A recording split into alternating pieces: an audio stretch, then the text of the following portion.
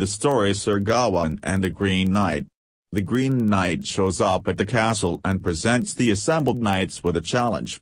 The challenge that the Green Knight presented was as follows: one of the knights would be chosen to stand against the Green Knight. Each of them would get one swing of his axe at the neck of each other. The first one that dies loses, and the other will win.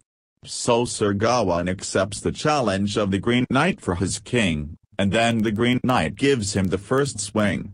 Then Sir Gawain makes a clean stroke of the axe at the neck of the Green Knight and severs his head, but he is still alive and places his head back onto his body.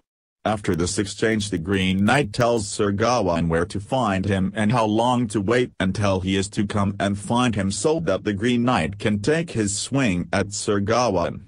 After traveling for a while, Sir Gawain arrives at his destination and then has to deal with the advances of the Green Knight's wife, but instead of giving in to her advances he steadfastly refuses, and after he tells her no, she gives him a sash that she says is magical and will protect him during his ordeal.